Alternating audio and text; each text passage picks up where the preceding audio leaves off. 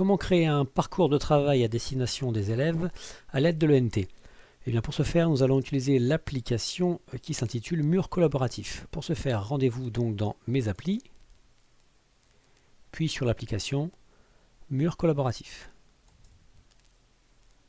Cette application est un petit peu à l'image de Padlet ou de Pearl Trees, pour ceux et celles qui connaîtraient déjà ces applications en ligne. Une fois donc dans l'application Mur collaboratif, vous n'avez plus qu'à cliquer sur Créer un mur. Vous allez donc donner un nom à votre mur. Je ne sais pas, par exemple, chapitre 1. Vous pouvez également choisir une vignette, c'est une image qui représentera votre mur, ça permettra de le retrouver plus facilement par la suite, ainsi qu'un court descriptif. Vous pouvez choisir ensuite un fond pour votre mur. Il y a plusieurs fonds possibles, je vais choisir un mur en liège. Puis vous enregistrez. Donc le mur chapitre 1 que je viens de créer apparaît donc en haut. Je vais maintenant donc rajouter des ressources à l'intérieur. Pour ce faire, je vais donc cliquer sur ce mur collaboratif. Et puis pour rajouter des ressources, c'est très simple, eh bien, je vais cliquer sur le bouton Nouvelle note. Chaque note prendra donc l'apparence d'un post-it. Vous pouvez personnaliser la couleur de ce post-it. Je vais le mettre en vert.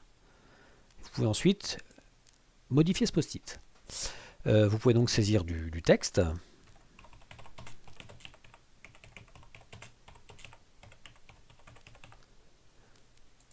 Vous pouvez mettre en forme ce texte, en gras, en italique, augmenter la taille, etc.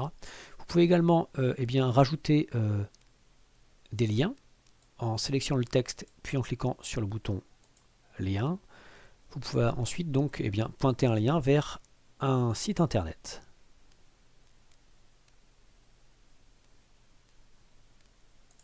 Vous pouvez également rajouter directement des contenus multimédia, tels que des vidéos YouTube, Vimeo ou Dailymotion, mais également des exercices provenant de l'application Learning Apps.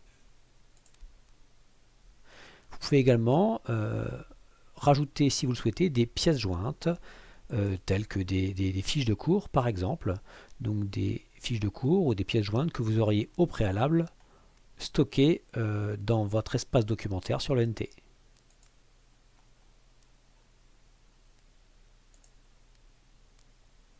Une fois que vous avez rajouté tous les éléments que vous souhaitiez dans votre note, il ne vous reste plus qu'à l'enregistrer.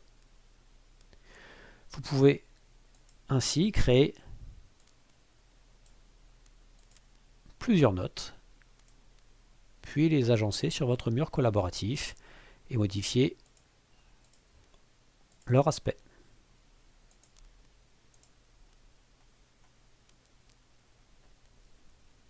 Votre mur collaboratif apparaît ensuite parmi tous les murs collaboratifs que vous avez pu créer au préalable.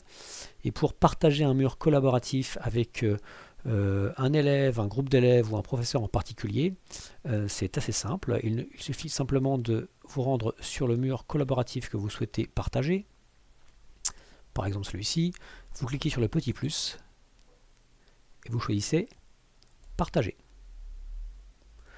Vous pouvez choisir un groupe d'élèves,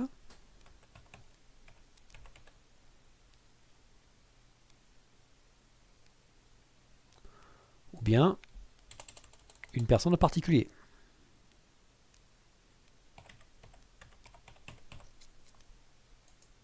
Vous voyez ensuite apparaître les personnes ou la personne en particulier avec laquelle vous souhaitez partager ce mur.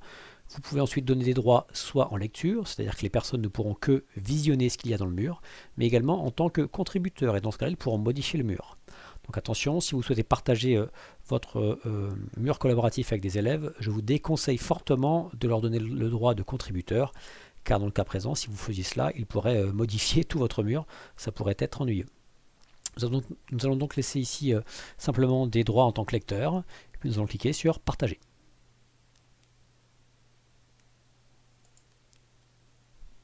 Les personnes avec lesquelles j'ai partagé mon mur verront donc apparaître dans la rubrique Mur collaboratif le mur que je viens de partager, et lorsqu'ils cliqueront dessus, ils pourront accéder aux différentes ressources présentes à l'intérieur, ressources qui peuvent être donc des vidéos, YouTube, Dailymotion, etc., mais également des pièces jointes, telles que des cours ou des corrections de cours par exemple,